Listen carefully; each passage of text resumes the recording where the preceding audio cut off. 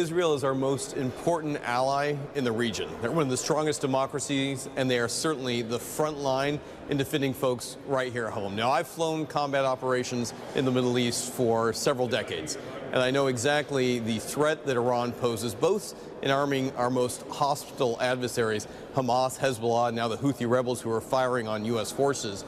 But the reality here is that only the United States and Israel could build this coalition of European partners and Arab partners to stop the onslaught of 300-plus weapons meant to destroy the lives of innocent civilians in Israel. That effectively not only deters them, but it shows a level of strength that Iran will have to compete if they ever want to do this again. It's a dramatic change in tone from Tehran to come after and enter in directly into a war against Israel. I hope that this is their last strike, but I know that the United States standing with Israel is our best deterrent to prevent a larger regional conflict. Well, there seems to be this feel this morning, Congressman, and I'm sure you've heard this, that the fact that none of these missiles or rockets got through, the fact that no one was killed in Israel, should essentially preempt a military response. There are a lot of folks in Israel who feel differently about this, knowing that if some of those missiles had gotten through, we'd be having a very different conversation today. And the fact that Iran was willing to actually go there, should it be a military response with that in mind? That's a great question. The point here is we were 99% successful this time. And the concern here is going forward, we have got to stop Iran now moving forward. It's one of the reasons I've led in Congress in making sure that we cut off their funding. $80 billion under this current administration is going directly to Tehran that goes to proxy fighters. Equally important, a number of the sanctions that the Biden administration rolled back months ago are now empowering them with more funding that's directly funding this fleet of drones that are being sent not just against Israel, but against other allies in the region.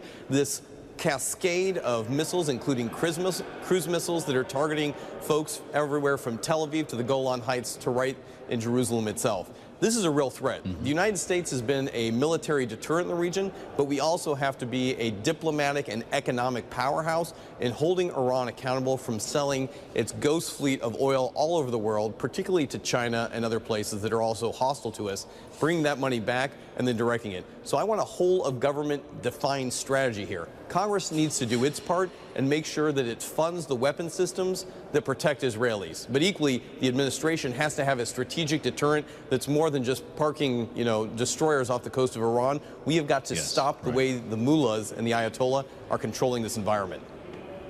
Well, let's get into this, Congressman. You said it yourself. The matter of funding is on the front burner in Congress, and there's an important meeting later on today with Speaker Mike Johnson, members of your Republican conference in the House, about how you're going to get to this. There's, of course, an emergency supplemental package that we've talked up and down that's passed the Senate that could come in that form. This could be in several different forms. The Speaker could choose to do all of these one by one.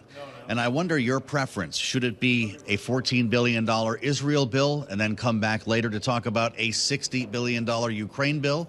Or is it all one vote? Well, first, I'm very proud of my colleagues in the House moving forward early on this, being able to get funding for Israel that actually took money that would have otherwise been spent on things like hiring more IRS agents to be able to deliver it. Unfortunately, the Senate chose not to take that up. What we know this morning is that folks went to bed on Saturday night in Israel and woke up to a barrage of missile attacks. Iran needs the funding cut from them, and Israel needs U.S. funding now. We have the ability in Congress to move that forward. Now, there is a conversation about a compendium of supporting our allies here. I have very much supported our allies in this region. But let's be clear about what is the most direct need, and that is the ability to resupply Israel today for the weapon systems that kept it safe. That's Iron Dome, that's the F-16s, that's the air-to-air missiles, as well as their ability for things that we don't see behind the scenes, cybersecurity and defense of the area. Most of these weapon systems will be produced right here in the United States. This is a return on investment for both Israel and the American worker. Well, and of course, the people of Ukraine would probably beg to differ as they see their situation as quite urgent, if not more so, with actual ammunition shortages here. Would you vote for a bill that included both? You mentioned monies going to our defense contractors here in the U.S., and the bulk of that $60 billion for Ukraine would do the same. They're actually running out of ammunition, Congressman. Are you a yes on Ukraine funding? Yes. So that's exactly why I spoke to both the speaker and the leader to be able to bring both of these items forward. It's a top priority, that along with supporting our allies in Taiwan, as well as border security. All four of these issues are things that we have to address now, and we cannot continue to kick them down the road. The Senate has been just derelict in responding on border security, but there's a direct threat in all four of these areas. It's one of the reasons I've led the ability to help support our allies in Ukraine, not by sending more U.S. tax dollars directly to Kyiv, but by seizing the $300 billion in Russian assets that are right here in Europe and the United States. Help them resupply, provide them those loans that get ammunition directly to the front in Ukraine, support our allies in Israel, but also support the Indo-PACOM theater and stop terrorists coming across the southern border, directly supported by Iranian elements. In the same way that the Middle East has been under attack from these insurgents, we've got to be able to defend our own country on the home front. These four together are not only a good common sense national security solution, they're what money for national security is intended for. And let's begin by doing that conversation today and not waiting any longer. Mm-hmm.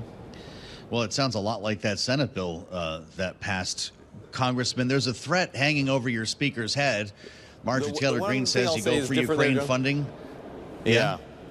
So the one thing I'll say differently is the Senate bill did nothing for the southern border of the United States. And I am all for helping our allies. So you'd like to see a different border package. I understand. Slightly different language on the border. What if your boss gets fired on this, Congressman?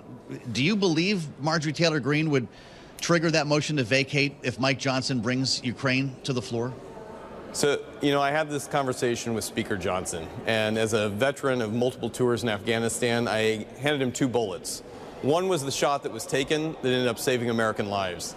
The other round was a shot that was not taken that resulted in, U.S. forces coming under greater attack.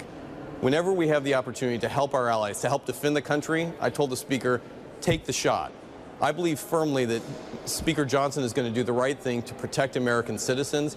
And at the end of the day, if that means jeopardizing his career to do the right thing, I stand 100% behind him.